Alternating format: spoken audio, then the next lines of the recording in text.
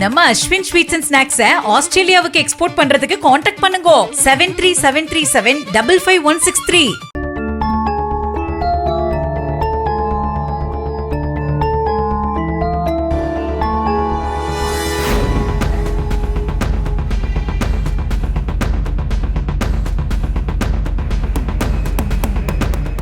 கோவை மாவட்டம் மேட்டுப்பாளையம் மணிநகர் அருகே உள்ள தனியார் தோட்டத்தில் இளைஞர் ஒருவரின் சடலம் மிதப்பதாக அப்பகுதி கிராம நிர்வாக அலுவலர் மேட்டுப்பாளையம் காவல் நிலையத்திற்கு தகவல் தெரிவித்தார்.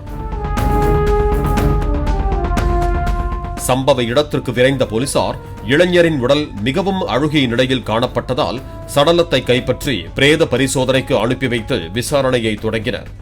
உயிரிழந்த நபர் காரவடை அருகே மருதூர் கிராமத்தைச் சேர்ந்த 19 வயதான கண்ணன் என்பது தெரியவந்தது.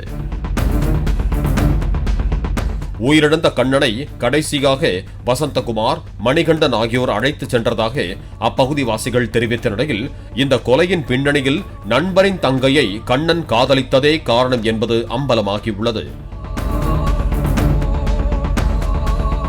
பாரதி ராஜா என்பவரும் கண்ணனும் நண்பர்களாக பழகி வந்த நிலையில் எலக்ட்ரீஷியனான கண்ணனும் கல்லூரியில் படித்து வந்த பாரதி ராஜாவின் தங்கையும் காதலித்து வந்துள்ளனர்.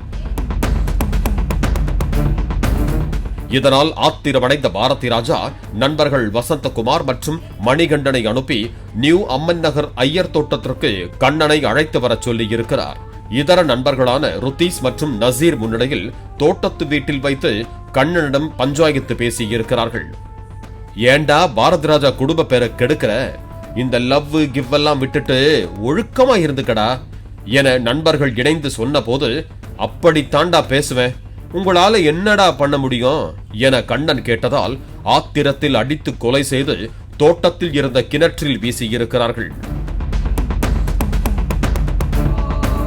இதையடுத்து பாரதி ராஜா, ருத்தீஷ், வசந்தகுமார், நசீர் உசேன் ஆகியோர் கைது செய்யப்பட்ட நிலையில் தலைமறைவாக உள்ள மணிகண்டனை போலீசார் தேடி வருகிறார்கள்.